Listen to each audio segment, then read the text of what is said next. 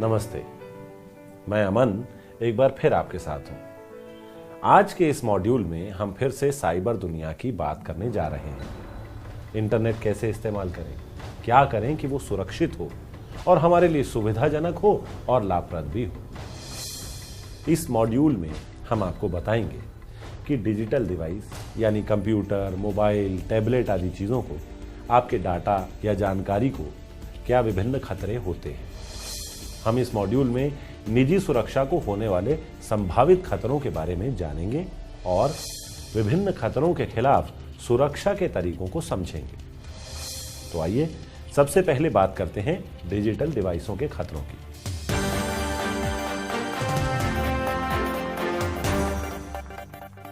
जब हम कंप्यूटर या मोबाइल या ऐसी ही किसी डिजिटल डिवाइस पर काम करते हैं जिसमें हमारी निजी या पेशागत जानकारियां और डाटा होता है, तो हमारे लिए ये जरूरी हो जाता है कि हमें इस डाटा या सूचना के चोरी होने या खो जाने के संभावित खतरे के बारे में पता हो।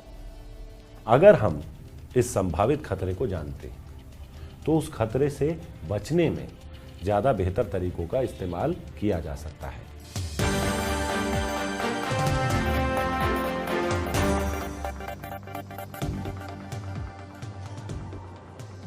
हाय मोना। हाय यार पेन ड्राइव से प्रिंट निकाल दे प्लीज। हाँ दे।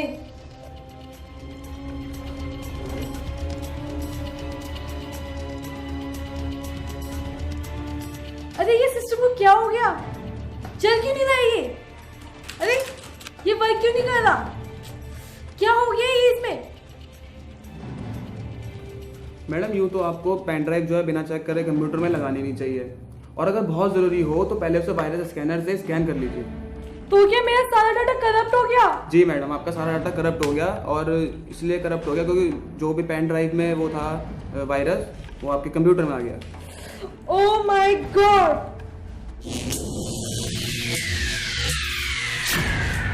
कंप्यूटर का इस्तेमाल करने वाले ज्यादातर लोगों ने वायरस का नाम सुना होगा। अब तो मोबाइल इस्तेमाल करने वाले भी वायरस के नाम से परिचित हैं। ये एक ऐसा प्रोग्राम होता है जो खुद की कॉपी बनाता रहता है और इसका मकसद कंप्यूटर या मोबाइल को खराब करना होता है। वायरस के बहुत ज्यादा नुकसानदेह प्रभाव दिखाई देते हैं, जैसे बार बार स्क्रीन पर कोई बेकार का मैसेज दिखाई देता है, डाटा खराब हो जाता है, कंप्यूटर या मोबाइल धीमे हो जाता है, या हैकर को आपके कंप्यूटर या मोबाइल का नियंत्रण मिल जाता है। वायरस हमेशा किसी प्रोग्राम में छुपा होता है। जैसे ही आप कोई फाइल खोलते हैं या प्रोग्राम चलाते हैं तो आपके कंप्यूटर या मोबाइल में ये चालू हो जाता है। कई बार तो यूं होता है कि आपके कंप्यूटर में ये इस तरह घुस जाता है कि आपका पूरा कंप्यूटर या मोबाइल बिल्कुल खराब हो जाता है।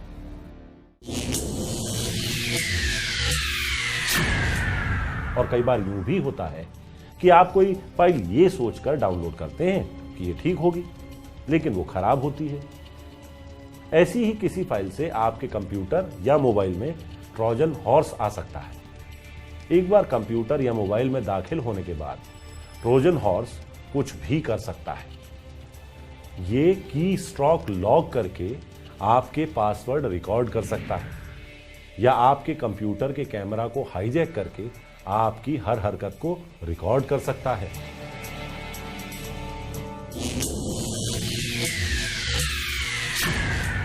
मैलिशियस स्पाईवेयर उस ट्रोजन वायरस एप्लीकेशन को कहते हैं जिसे साइबर अपराधी अपने शिकारों की जासूसी करने के लिए बनाते हैं, जैसे कि हमने अभी की लॉगर सॉफ्टवेयर के बारे में बताया है, जो साइबर अपराध के शिकार के कंप्यूटर पर दबने वाली हर की को रिकॉर्ड कर लेता है, और ये रिकॉर्ड की हुई जानकारी हर बार इंटरनेट के जरिए अपराधी तक भेजता रहता है।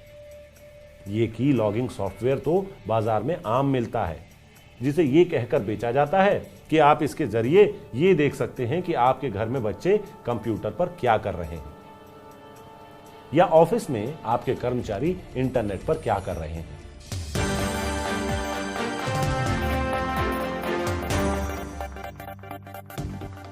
यार कुछ दिनों से मेरे मोबाइल में अजीब अजीब सी चीज़ें हो रही हैं। जैसे जैसे कभी फ़ोन बुक में नाम आता है तो नंबर नहीं आता, कभी नंबर आता है तो नाम नहीं आता, और कभी जाम हो जाता है। अरे मेरे चाचा के फ़ोन में भी ऐसे कुछ होता था। लगता है तुमने वायरस स्कैनर नहीं डाला हुआ। मोबाइल में भी वायरस आता है? अरे मेरे भाई, हर वो चीज़ जो वेब से कनेक्टेड है और जिसमें डाटा या प्रोग्राम की आवाजाही होती है, उसमें वायरस आ सकता है, समझे? अरे कहाँ चले? Virus scanner डलाने।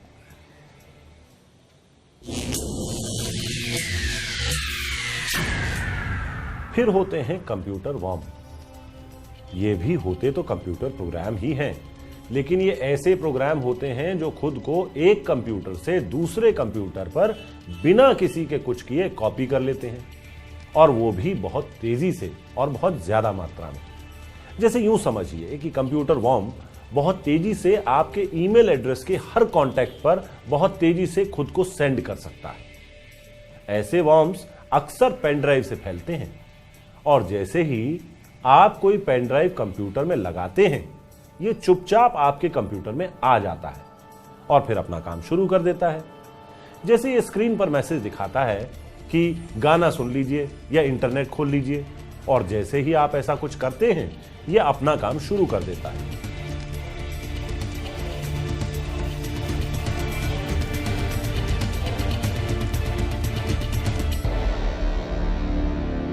अब इसे देखिए,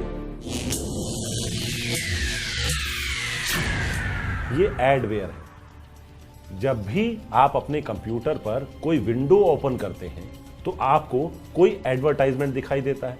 जी हां, इसे कहते हैं एडवेयर। अब ज्यादातर लोग इसे बंद कर देते हैं या मिनिमाइज कर देते हैं, लेकिन ये तो एक समस्या है, क्योंकि एक तो ये बिना आपकी अनुमति के खुद ही कंप्यूटर में इंस्टॉल हो जाता है, खुद को किसी एप्लीकेशन के साथ जोड़ लेता है, और जैसे ही आप वो एप्लीकेशन इस्तेमाल करते हैं, ये आपको दिखने लगता है। जैसे ही आप वेब ब्राउजर चलाते हैं, ये बहुत सारे ऐड दिखाने लगता है। आप जब भी वेब पर कुछ देखते हैं या कुछ करते हैं, ये आपकी जानकारी के बिना ही आपकी जानकारी दूसरे लोगों को भेजता है। सबसे दिक्कत वाली बात यह है कि ये आपके कंप्यूटर की और आपके इंटरनेट की स्पीड कम कर देता है, और जब आप इसे अनइंस्टॉल करने की कोशिश करते हैं तो ये अनइंस्टॉल भी नहीं होता। कभी कभी एडवेयर के प्रोग्राम में गड़बड़ होती है और ये आपके कंप्यूटर को खराब कर देता है। कुछ एंटीवायरस एडवेयर को पहचान लेते हैं और इसे संभावित खतरा बता पाते हैं। ज्यादातर एंटीवायरस एडवेयर को नहीं पहचान पाते। एडवेयर के लिए कुछ खास एंटीवायरस आते हैं जो एडवेयर को पहचान कर उसे खत्म कर सकते हैं।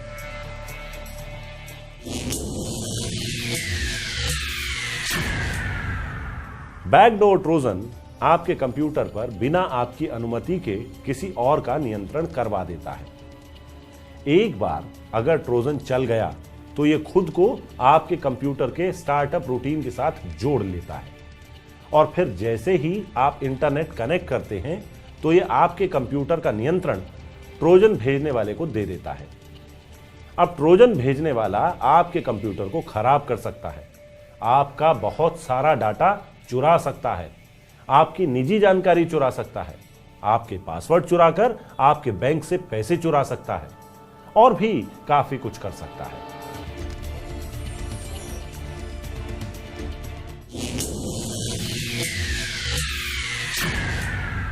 बॉटनेट वायरस से इन्फेक्टेड कंप्यूटरों का एक समूह होता है जिसे हैकर नियंत्रित करते हैं। इसमें होता यूं है कि अगर आपके कंप्यूटर में वायरस वाला सॉफ्टवेयर चला जाए तो हैकर उसे दूर बैठकर भी नियंत्रित कर सकता है। इसके बाद कंप्यूटर हैकर आपकी जानकारी में आए बिना आपके कंप्यूटर में काम करता है। वो आपके कंप्यूटर का नियंत्रण किसी और को दे सकता है या किसी और के जरिए आपको नुकसान पहुंचा सकता है।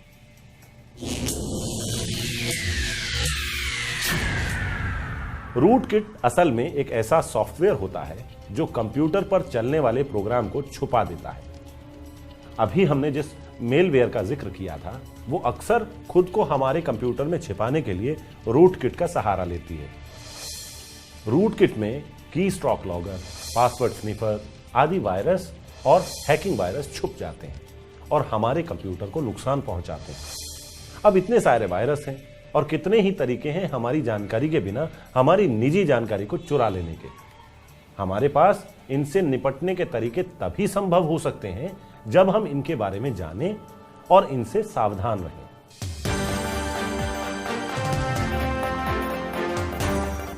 सबसे पहले तो निजी सुरक्षा की बात करना जरूरी है, क्योंकि अगर कंप्यूटर से या डिजिटल डिवाइस से आपकी निजी जानकारी को आपकी अनुमति के बिना चुराया जा सकता है और आपके कंप्यूटर में वायरस और वर्म डाले जा सकते हैं, आपको नुकसान पहुंचाया जा सकता है, तो आपको निजी सुरक्षा के बारे में सोचना ही होगा।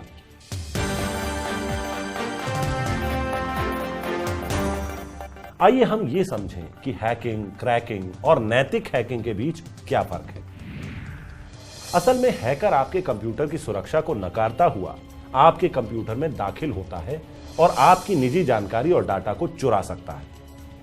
हैकर अमूमन डाटा को नुकसान नहीं पहुंचाते और हर चीज को मुफ्त में शेयर करते हैं, जबकि क्रैकर वो लोग होते हैं जो आपके कंप्यूटर की सुरक्षा की कमी को ढूंढकर उसका फायदा उठाते हैं और आपके डाटा को नुकसान पहुंचाते हैं और आपकी निजी जानकारी का अपने फायदे के लिए इस्तेमाल करते हैं।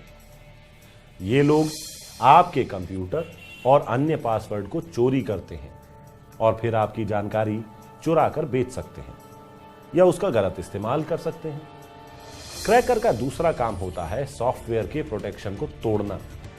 इसमें कॉपी प्रोटेक्शन, सीरियल नंबर और हार्डवेयर की को सॉफ्टवेयर से निकाल देना या नष्ट कर देना होता है। और फिर होता है नैतिक हैकर या एथिकल हैकर, यानी कंप्यूटर या नेटवर्क एक्सपर्ट जो कंप्यूटर या नेटवर्क के मालिक के कहने पर कंप्यूटर या नेटवर्क की कमजोरियों का पता लगाने के लिए कंप्यूटर को हैक करता है। सोशल इंजीनियरिंग असल में उन तरीकों का नाम होता है जिसे साइबर हमलावर अपने शिकारों को कुछ करने के लिए उकसाने के लिए करते हैं, जैसे कोई साइट देखने के लिए कहना या कोई फाइल डाउनलोड करने के लिए कहना।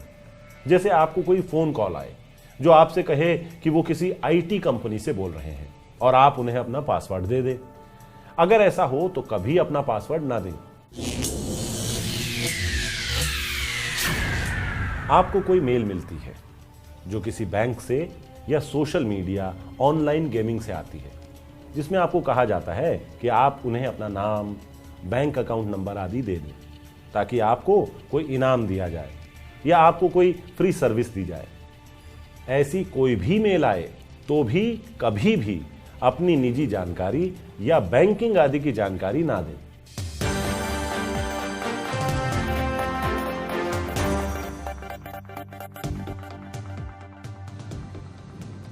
सतीश भाई ये लो मिठाई खाओ। अरे ये मोतीचूर के लड्डू, कोई खास ही बात है? खास बात है, मुझे मेल आई थी बैंक ऑफ इंग्लैंड की तरफ से, मेरी लॉटरी निकली है, वो भी पूरे 55 मिलियन पाउंड की। अरे कहीं तुमने अपने बैंक की डिटेल्स तो नहीं भेज दी है?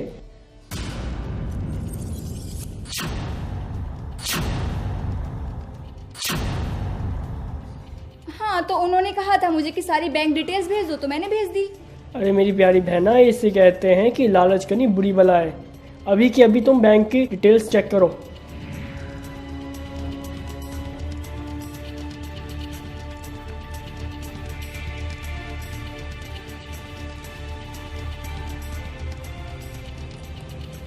अरे मेरी बहना, जब तुमने लॉटरी का टिकट खरीदा ही नहीं तो इनाम कैसे आ गया? अरे लेकिन मुझे क्या पता था कि मेरे ही सारे पैसे चले जाएंगे। इसलिए कहा जाता है कि साइबर सिक्योरिटी को कभी अनदेखा नहीं करना चाहिए। कुछ लोग तो आपके पीछे खड़े होकर आपके पासवर्ड को याद करते हैं। इसीलिए कहा जाता है कि पासवर्ड या पिन नंबर का इस्तेमाल करते हुए हमेशा सतर्क रहें कि कोई आपके पीछे ना खड़ा हो। इसके अलावा आपकी निजी जानकारी लेकर कोई आपकी पहचान का, नाम आदि का गलत फायदा उठा सकता है। जैसे आपका नाम और बाकी जानकारी लेकर कोई कहीं बैंक अकाउंट खुलवा सकता है, क्रेडिट कार्ड ले सकता है या लोन ले सकता है। ये लोग आपकी पहचान चुराने के लिए उन चीजों का इस्तेमाल करते हैं जो आप फेंक देते हैं, जैसे password, credit card detail, photo या निजी जानकारी वाले दस्तावेज। इसके अलावा ये आपके क्रेडिट कार्ड की रसीद की फोटोकॉपी करके उसे इस्तेमाल कर सकते हैं। इसलिए अपने क्रेडिट कार्ड आदि को बहुत सावधानी के साथ इस्तेमाल करें और किसी भी हालत में अपना CVV नंबर किसी को ना बताएं। कोई झूठी ईमेल या कोई और तरीका अपनाकर आपसे आपका नाम, जन्मदिन, पता आदि पूछकर आपकी इस जानकारी से क्रेडिट कार्ड ले सकता है। अपने कंप्यूटर और मोबाइल डाटा को सुरक्षित रखने के लिए अपने कंप्यूटर में मेलवेयर और सॉफ्टवेयर सुरक्षा के लिए एंटीवायरस जरूर इंस्टॉल करें और एंटीवायरस इंस्टॉल करते समय ध्यान रखें कि एंटीवायरस लाइसेंस्ड हो, पायरेटेड ना हो। कंप्यूटर और मोबाइल में एंटी मेलवेयर भी इंस्टॉल करें ताकि आपको मेलवेयर यानी मैलिशियस सॉफ्टवेयर से बचा सके और एंटी स्पैम भी डालें ताकि आपको बेकार की मेल आदि न मिले और आपको ट्रोजन वायरस मिलने का खतरा कम हो जाए। अपने कंप्यूटर में फायरवॉल डालकर रखें ताकि आपके कंप्यूटर को कोई इंटरनेट के जरिए आपकी अनुमति के बिना ना इस्तेमाल कर सके और ना ही उसमें कोई मेलवेयर, एडवेयर या हैकिंग प्रोग्राम आ सके। अगर कोई मेलवेयर या वायरस आपके कंप्यूटर की रजिस्ट्री में कोई बदलाव करता है तो यह आपको बता देता है कि बदलाव हुआ है और आपको मेलवेयर का पता चल जाता है। तो इस मॉड्यूल के अंत में आइए एक बार देखें कि हम अपने कंप्यूटर, मोबाइल, टैब आदि डिजिटल डिवाइस को किस तरह सुरक्षित बना सकते हैं। बैकडोर ट्रोजन से बचने के लिए अपने कंप्यूटर में सबसे नए पैचेस इंस्टॉल करें। नियमित रूप से एंटी स्पैम और एंटीवायरस सॉफ्टवेयर चलाएं जो बैकडोर ट्रोजन को रोक सके। फिशिंग के हमले से बचने के लिए ईमेल मैसेज के साथ वाले लिंक पर कभी क्लिक ना करें। इसके बजाय नेटवर्क एड्रेस लिखें और उस वेबसाइट पर जाइए जहां से आपको फाइल डाउनलोड करनी है। अगर किसी अपरिचित एड्रेस से कोई अटैचमेंट आती है तो उसे ना खोलें। अपने कंप्यूटर पर जरूरी फाइलों, पेन ड्राइव, स्मार्टफोन, टैबलेट आदि में हमेशा पासवर्ड डालकर रखें। अगर ये कभी खो भी जाए तो आपका डाटा सुरक्षित रहेगा। कभी भी किसी को भी इंटरनेट के किसी लिंक पर अपनी निजी जानकारी ना भेजें, ना बताएं। अनुचित और अनलाइसेंस्ड प्रोग्राम इंस्टॉल न करें। अमूमन इन्हीं में वायरस आदि होते हैं। देखिए, इन छोटी छोटी बातों का ध्यान रखें और आप न सिर्फ वायरस से बच सकते हैं बल्कि धोखाधड़ी और नुकसान से भी बच सकते हैं। सुरक्षित रहिए और साइबर वर्ल्ड को भी सुरक्षित बनाइए। धन्यवाद।